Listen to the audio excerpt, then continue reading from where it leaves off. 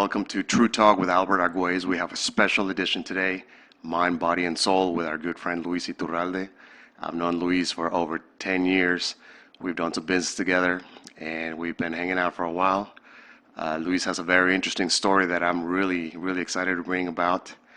I want him to tell us everything. He went from a negative side of life, changed his ways to something that we consider more spiritual for mind, body, and soul. And without further ado, I present you Luis Iturralde. How's it going, Luis?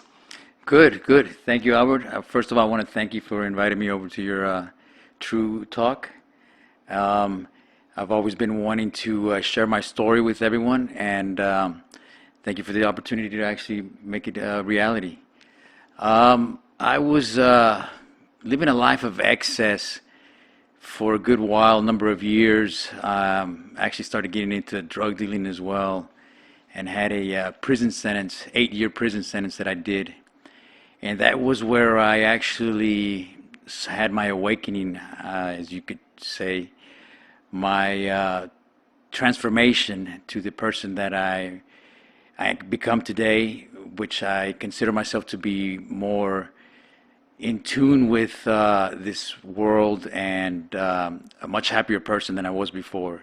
A person that has fulfillment in life, and has a totally different perspective of how I see situations, people, and circumstances that happen in my life. I grew up, I guess I want to start off with my upbringing. I grew up in a loving family, Christian family. Kind of strict, but overall we had pretty much everything we needed. We weren't millionaires, but we weren't starving either. My dad was a hardworking immigrant from Mexico. I was actually born in Mexico as well. And I came over here to the U.S. when I was a year old, went to school here, college here and everything. And for the most part, you know, it was a little strict in my upbringing, and we kind of didn't really like it. So there was a book I read called The Four Agreements by Don Miguel Ruiz, and It's a great book, by the way. You've read it? Oh yeah, for sure. Yes. So I actually read it when I was in prison, and in this book it talks about why we sometimes have these internal battles and can lead us to addictions. And I was addicted to drugs and alcohol there for a good 25 years of my life. And so it's this society, parents, school, government, parents, and everything that we encounter while we're growing up that tells us this is what life, this is how you're supposed to be, this is good, this is bad, this is black, this is white, this is pretty, this is ugly. And they make up what we're supposed to perceive as how we're supposed to act in life and how we're supposed to treat other people, and et cetera, et cetera. So it's what I call the book of law, how we are trained or educated, whatever you want to call it, or how we're taught to be, to act. And so when this book of law that it's slowly working itself to get bigger in us, and our internal self doesn't quite agree with some of the stuff that we're told. This book of law is a real book, or is that a concept that you came up with? No, this book of law is what is instilled in us by our parents, by government, by schools, and like our programming. Law. Our programming, exactly. Yeah, better word for that.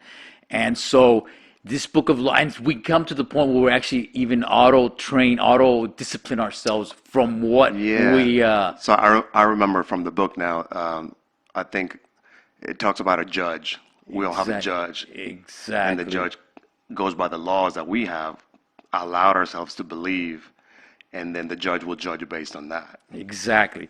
So when our true self, our true energetic, our spirit has a difference in what we've been taught, then there's this internal battle. But this book of law is so great that we still keep doing what we're taught. You know, we still keep going around or doing exactly what deep inside we kind of don't agree with. So then this is why sometimes we turn to addictions. We turn to using drugs, drinking a lot of alcohol, sex, and it doesn't always have to be a substance. It So could it's be like a rebellion. a rebellion, exactly, a rebellion. So you have this rebellious act, and for me, it was addictions. When I was about 21 years old, I started doing drugs and drinking heavily, and then that just escalated into years and years of living in excess, man, and just doing. You mentioned that your parents were, kind of strict. I actually know your father. He definitely seems like one of those, old school men that are hard. They had a little bit of a hard life, and they wanted to make sure that they instilled that in you. Would you think that people that grow up that way with stricter parents may have a side of them that is ready to just blow up? I mean, there's always that idea out there in society that if you hold somebody down for too long, when they go to college, for example, or when they get out of the house, they just go crazy. Would you say that that's kind of what happened to you, or was it other factors? I would say that's exactly what happened to me. Yeah, I would say exactly that. I wasn't agreeing with what I was being taught, or what I thought was with my true self didn't agree with some of this strictness, some of these beliefs, and stuff like that. And I guess, I mean, I love my parents. I mean, don't get me wrong, I love them dearly, and they did the best they could, and I have no. That was my, in reality, that was my schooling. I use that as a schooling to catapult me to where I am today, and that was part of my schooling as well. So whatever that I went through, I own it. I actually reflect on it, and I grow from that. So, but yeah, did it have an impact as far as me rebelling or acting out the way I did? Yeah, I would say so. Yeah, no, I think myself too included. My dad, I would say, was pretty disciplined. Maybe not so strict. He was not mean. Didn't beat me up or talk me down. But he was very consistent with his discipline. And I know that I felt, when you're younger, you just don't want to be told what to do, that kind of thing. So you tend to want to do the opposite of what they're telling you. So, and you're right. As you grow up and you get more mature, you realize that you're just acting out and being a baby, so to speak. Yeah. One of the things that I experienced along the way, like some of my friends who were let to go to parties and stuff like that, they would let them experience life the way they kind of wanted to, but they had some guidance behind there. I feel like they got it out of their system early, and then they were able to transition into becoming, the adults that they are today and stuff like that. And for some reason, I think that just holding me just some militant ways, in a way, trying to instill discipline in somebody, I don't really see that that's effective. Interesting, And right? Because yeah, you would think it'd be the opposite, and your parents are trying to keep you yeah. away from trouble, but yet they don't realize that it's a ticking time bomb inside of you, wanting to just experience all those things you couldn't experience. And it's probably best to do it when you're younger than when you're older, because I guess it's worse when you're older. Exactly. I feel like when I was experimenting with this stuff, I just went crazy, just went balls out crazy, and just like, oh, I love this stuff, you know what Yeah. I mean? And it was at the time where I could buy alcohol and stuff like that, so it just escalated and escalated. And don't get me wrong, I was a functioning drug addict. So I mean, I went to work. I mean, I wouldn't. I mean, I raised a family, and I was there for my kids and everything, but I wasn't really emotionally there. I was Right. there more financially for them. And they did my own thing. So I had a big old ego problem at the same time. I was always satisfying my immediate, physical desires and stuff like that. So anyway, make a long story short, it was a this internal battle that I had in me that caused that to me was the cause of this stuff, that I didn't want this. And by then I was already auto disciplining myself, because in my head I thought, well, this is the way I'm supposed to be, this is the way I'm supposed to be. And yet I didn't want to be that person, so I turned to addiction, and that's how I coped with this internal battle that I just quieted down for years and years. Then, I have 5 kids. I love them dearly. I have excellent relationship with all of them. Their moms, I 2 moms.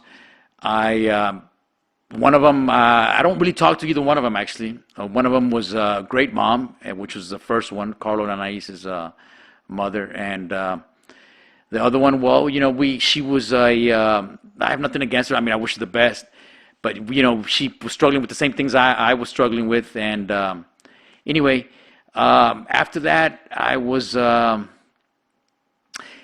I had a friend of mine who was asking me to, since I was born in Mexico, was asking me about going down there and trying to find somebody to sell some drugs and stuff like that. And so I ended up finding somebody in the end, and we started selling some drugs. They're like, Pablo Escobar, don't you? Kind of, sort of.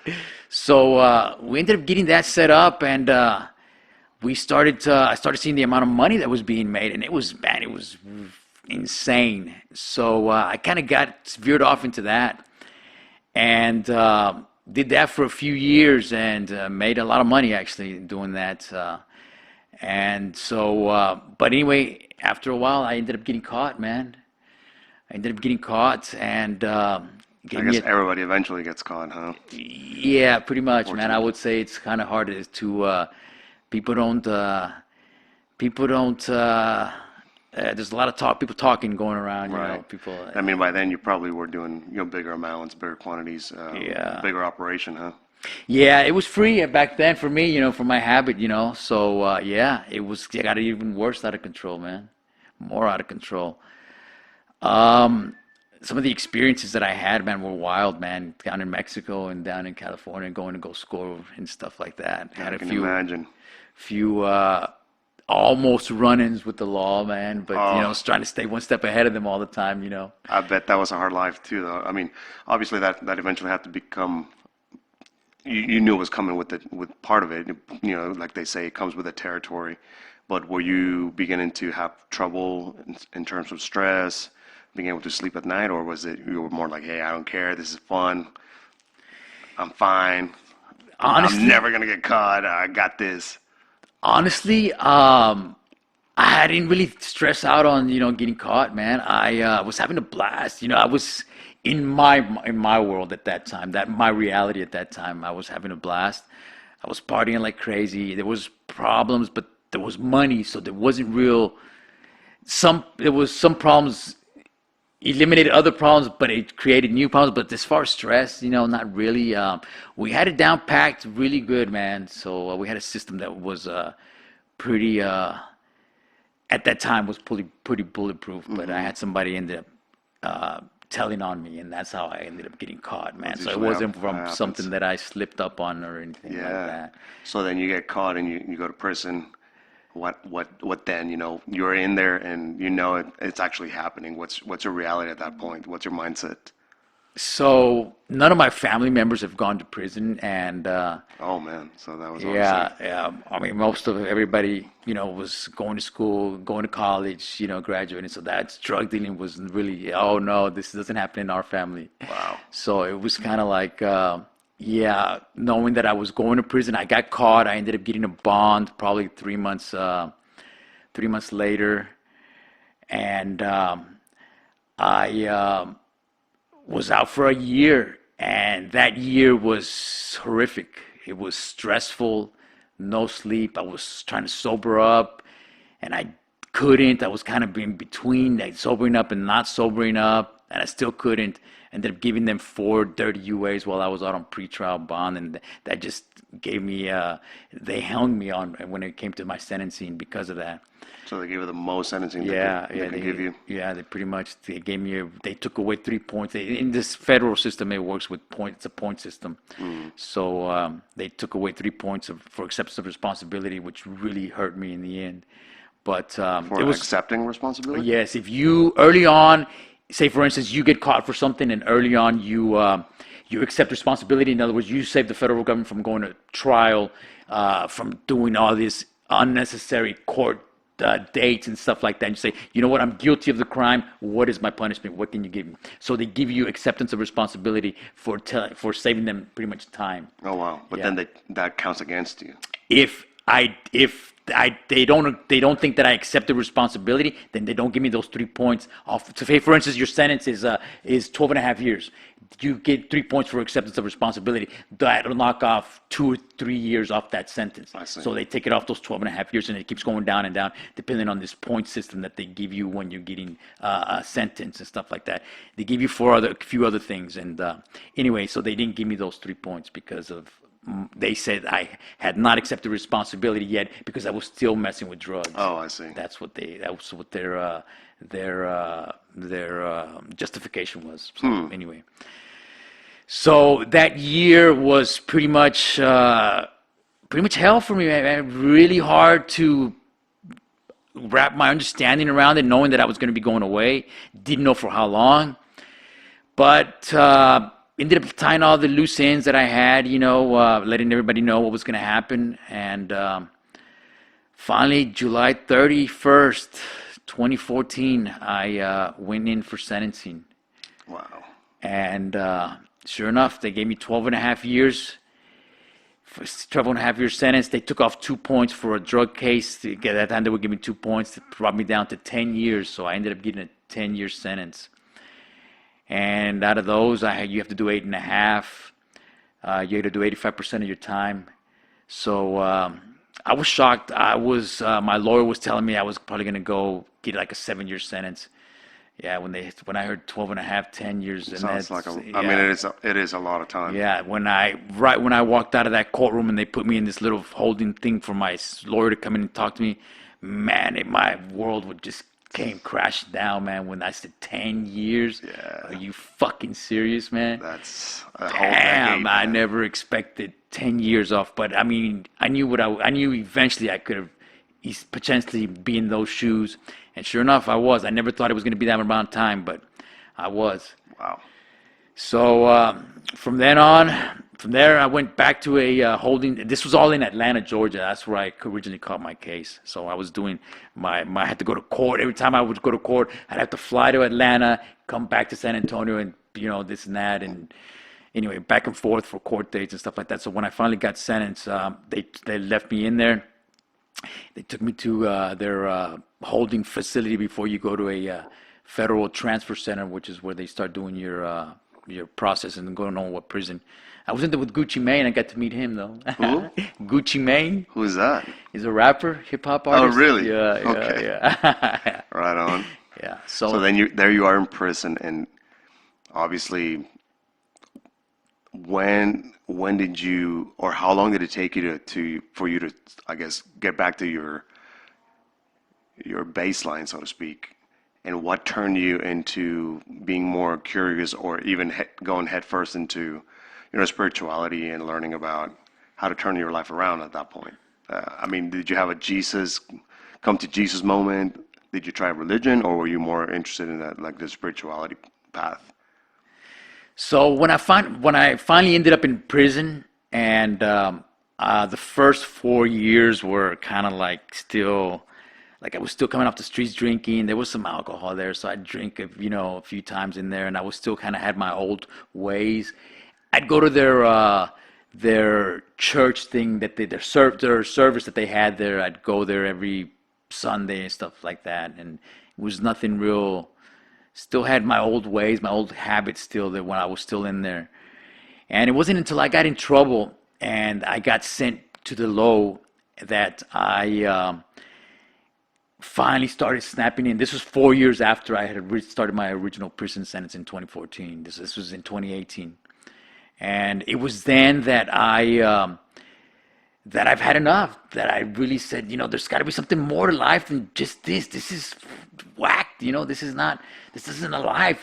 There's something wrong. There's something off in me, and I want to know what it is. So I made a vow to myself to go through a spiritual journey to try to find out answers to the questions that I didn't have answers, or the answers that I was given that I wasn't, didn't relate to me, or I didn't have nothing in common with them, or nothing that would satiate my wanting to know why. Right. So I went on. Told myself, God, I want to go on a spiritual. Show me the truth. What is that we're coming here to live for, and this and that.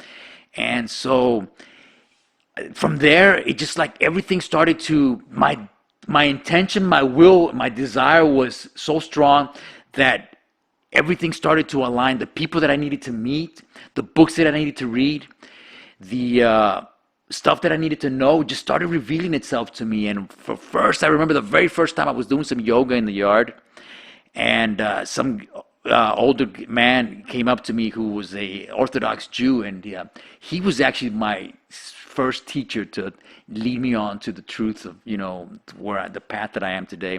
And he told me, "Keep it up. You're on your way to know the truth." And I'm like, "What are you talking about?" At that time, I had no idea what he was talking Right. about. It just sounded like He, some. yeah, He was just trying like to okay. So make I you was feel like, okay, you know. yeah, he's like, "Keep it up. You're on your way. You're on your way to getting revelations and stuff like that, or getting to enlighten, to become awakened." And he goes, and I was like, "What do you mean? What are you talking about?" And he just so anyway, I was curious about what he was talking to me about. So I started asking him, and then he just started telling me about how the reality of things, and how stuff really is, and awakening yourself to the lies, from all facets of that, every front we were lied to in some way, shape, or form. Man's greed, ambition for power, money, and stuff like that has changed everything. They don't like. There's no love. There's nothing. It's all about what I can get. It's all the Right. man's ego, and how it can be disastrous in reality, man. Yeah, I mean, we're seeing it every day. All this Yeah, greed and power grab, status, materialism. yeah. People just really focusing on what's in it for them, right? Right, exactly, and that's really our downfall. I mean, our our supposed some crazy, our how should I say it, our miraculous feats that we can through technology, this is and that, can sometimes come back and actually be detrimental to society as a whole. And nothing like getting back to basics, simplistic life, and how stress free stuff like that can be, when we actually get in tune with ourselves and with nature and stuff like that. And it doesn't have to be so complicated. Right. We made it that way, and it's actually become back to bite us in the ass. Kind of. So anyway, so I started reading books, and I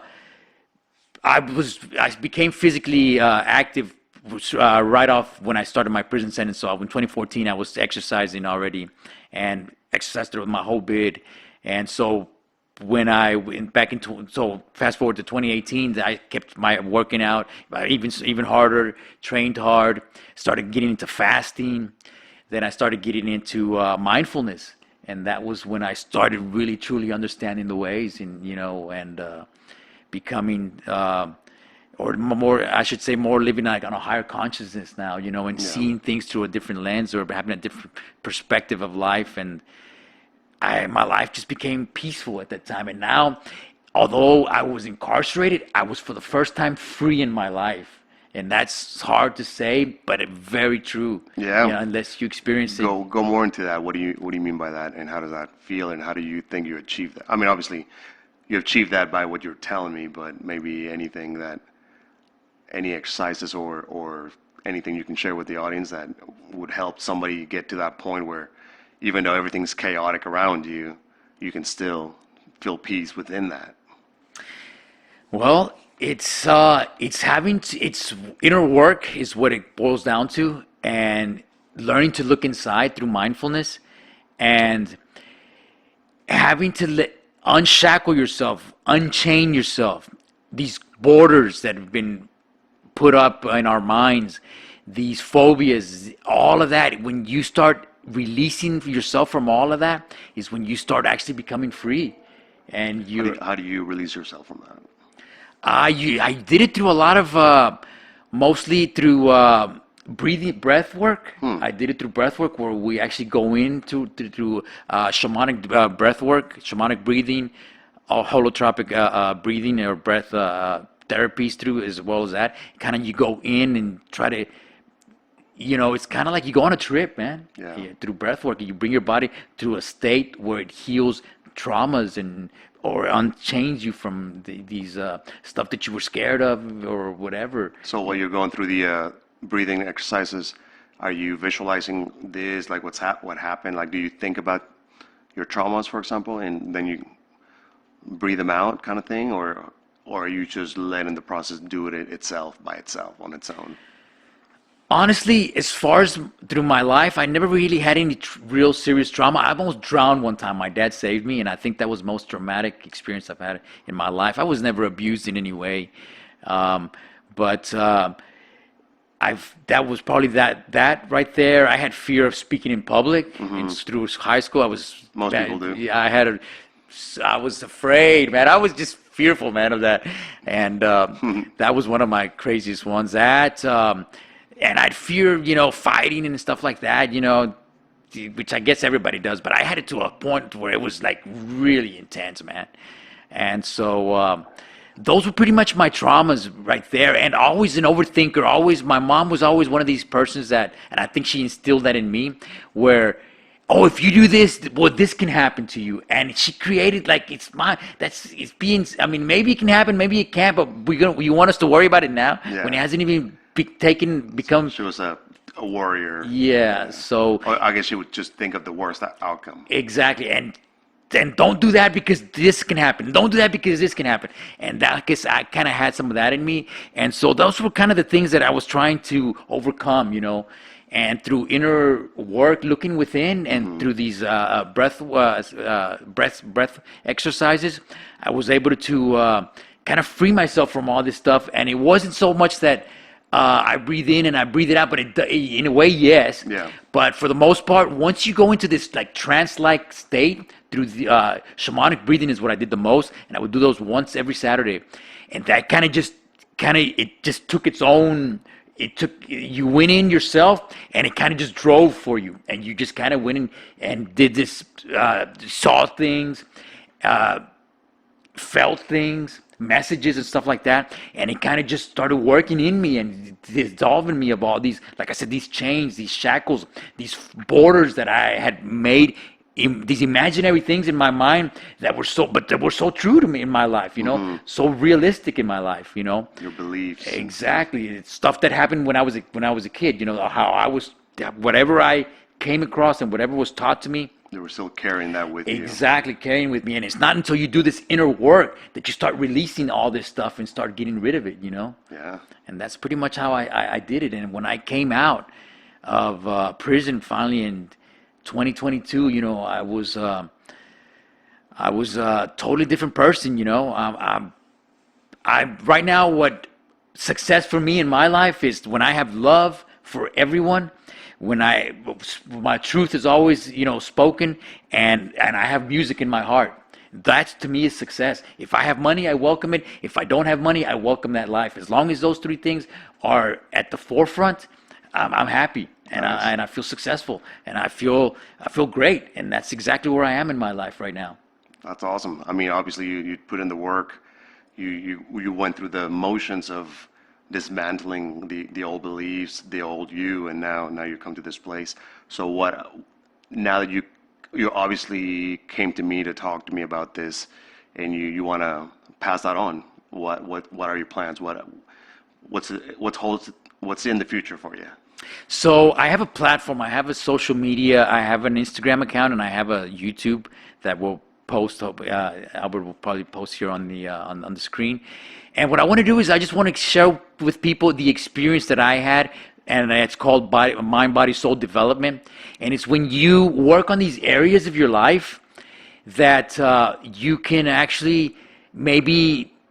I can help you do some of the things that I've done, and can help you actually try to deal with life through a different lens, where the problems, the issues, the circumstances, events that happen in your life, you don't have to take them so seriously or to heart to where they actually have an impact on your health, on your mental health, or your physical health.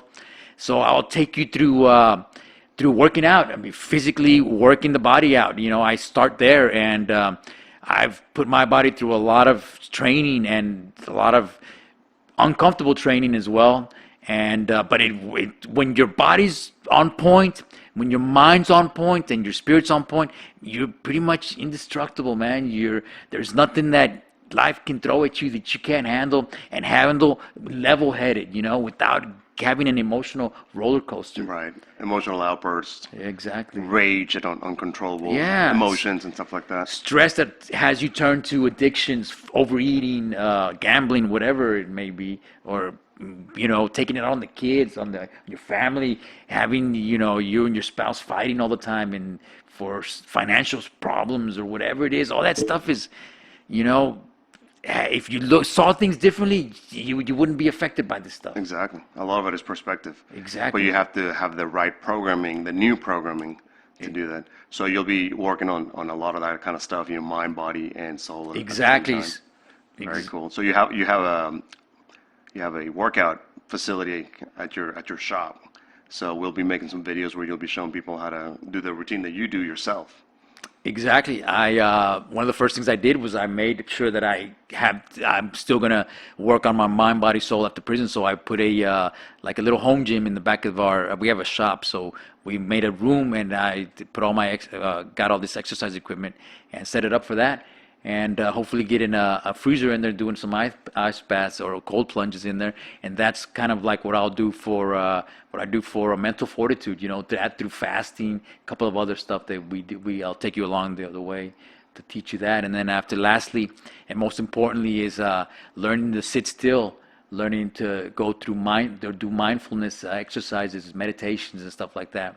Sit still for a while and look inside, and that's where the work really begins, when you do the inner work. And it actually takes effort to sit there and do nothing. Yeah. People think it's just sitting there, oh, what am I going to do? Or the monkey chatter gets them discouraged because they just have a million thoughts racing through their mind. And it's okay, but it takes time. It takes some work, and it takes a little effort on your part. But I can speak for myself. It was well worth it. I mean, and I'm a student still. I don't consider myself some enlightened individual, a master of anything. This is a lifelong process, and I just want to share it with people. And I think that maybe if I can help one person, well, it was all well worth it. Absolutely, man. That's a great perspective to have and great attitude. I think you'll definitely help someone out. What would you say to somebody who right now may feel very in despair and maybe not believe this? Because I've gone through my own transformation spiritually over the years, and I've sought it out on my own, just out of curiosity, really. I don't think I hit a point where I was needing it. For example, in your case, you were in prison, so of course that some could call that let's say I hit rock bottom and where to go from here. For me, it was more just an exploration. But I know that a lot of the concepts I learned seemed ephemeral. They just seemed like hocus pocus. A lot of people call it woo woo, because a lot of the words are just words to some people that don't understand the meaning of what something could mean. I guess, how would you inspire somebody to give it a shot, to try this out? I realized that I was fortunate enough. That's the way I consider it. I consider my prison sentence a blessing, actually, because it actually turned me into the person that I am today. And if it wasn't for that, I'd probably still be the old me. Right. I understand it can be very difficult for somebody to sit here and listen to me and think, well, how does that? And they haven't hit rock bottom. And how do you get somebody like that to want to go down a journey like that, or to be even curious about something like that? This is the way I see it. If that person is ready and the intention and the will is there, they will take its course on its own. If that person is not ready, then probably, I don't know if it will happen at that time in their life, or maybe later on down the road, or maybe never happen to them in this life. So if you're curious and you don't like where your life is at, and you don't have the answers that to questions that you have that you can agree with, but if you find yourself disillusioned with life, give it a try. I mean, I don't know how to inspire you besides the fact that the will has to really be personal. It has to be yours. And if the intention is not there, it won't happen for you. So it pretty much, you have to have that inner will, and it has to be strong enough for you to actually want to make a change. But I would say first we start off with the physical body. You have to do something about yourself physically. So, and I know there's people who have injuries that can be old injuries or stuff like that maybe that hinder them from doing some of this stuff. So you'd have to probably figure out what you can and can't do. Get a doctor's green light first of all. That's what I recommend. But if you are able, then yeah, let's get up and just be active. Let's start moving around, and then from there on, we start working a little bit on the mind. We start working on diet, and and dieting does not mean starving either. It just means balanced foods. We have to balance our whatever we put in our body and make sure it's trying to be the best and the whole as whole as it can be without it being processed and stuff like that. But I think slowly, if we take these stepping stones, one will lead you to the next one. So we'll just start off with baby steps, Yeah. I don't want to overwhelm anybody with anything. So Give it a shot. You have nothing to lose, exactly. a lot to gain. I mean, You have so much to gain. it reminds me of the saying, when the student is ready, the teacher will appear. Exactly. And that's exactly how it is. When I was ready, the teachers appeared. That person was my teacher. He taught me for a good year and a half, and I remember we would take long walks through the track in the rec yard for hours, man. And I'd just be picking his brain. Yeah. And he was, I was, like I said, that was a fortunate experience for me that I was blessed to have, and I'm grateful for it. Wow. So get you a rabbi or a padre to come and help you out. No, that's awesome, Yeah. man. So you also have some special events coming up. Now you're going to be on going international with your message. Tell us about that. I was fortunate enough. A friend of mine he's actually my cousin, and he's got his own platform, which is Biomagnetic Code, I believe it's what it's called. And they have a handle or a YouTube channel down in Mexico, or it's not going to be on Facebook though. But they have their thing. It's called Compartiendo Vino, Café y Tostadas, and they asked me to be a guest speaker or a presenter for 4 topics through a series that they do. And so I'll be doing one in May 13th, movement and exercise, another one on diet, another one on mental fortitude, another one on stillness. And so yeah, I'm glad. I can't wait for that to happen. It'll be in Spanish though, so I'll do it in Spanish. And if there's a desire for people for me to have translate some of this in Spanish, and there's a demand for it, then I'll do some of this stuff in Spanish as well if I have to. Cool. How many, you're going to do 1 session or 2 sessions? I think more than 1 session with them, right? Yeah, I'm gonna do 4 sessions with them. Yeah. They Cool. have a season. Is how I was looking for the right word. They have a season every year, and it lasts 4 months. There's I believe 8 speakers total. And so each one gets to talk. There's 8 of them, do 8 presentations each month. I'll do one every month, so I'll do 4 presentations a month. One in June, one in May, one in June, one in July, one in August. And each one will be one. Like I said, the first one is movement and exercise. The next one is diet. The next one is mental fortitude, and the next one is stillness. Nice. Those will be my 4. And I'm sure you'll get a feed from that. You'll have it on your channel at some point. I will definitely do that. Yes. Very cool, man. Yes. That is awesome, and you guys don't want to miss that. Hopefully, I can probably help them to translate it so that we can all use it here in the States too as well. So you say that the name. What does the name mean? So people that didn't catch that in Spanish, the name of the show, Compartiendo Vino. Compartiendo vino, café y tostadas. So that means sharing wine, coffee, and tostadas. You guys already know what a tostada is. That's pretty cool. So, anything else you would like to add to our audience? Any other stories that maybe are still circling in there, trying to get out into the world? No, I just want to say, for us to be living, our best version of ourselves, we have to do a little work on ourselves. And I welcome you to join me if on my journey. I will put this on my platform on my Instagram and YouTube. And if you're curious, just follow along, and maybe this will take you to a place that you never expected, and you'll have a more fulfilling life. It's to live optimally, you need to invest some time in yourself, and it's well worth it. I just want to say good luck to everybody, and I wish everybody the best version of yourself. Yeah, and I can definitely attest to the inner work that can really take you to new heights. And if anything, you'll definitely have something to gain, more knowledge about yourself and more tools to deal with life and actually enjoy life, because we all know life's hard, but it doesn't have to be that hard when you have some good tools that change your mind, change your body and your soul. So we're looking forward to that. We'll see what happens. We know it's going to be good. Yes, it is. All right. Well, thank you so much, guys, for tuning into True Talk with Albert Arguelles.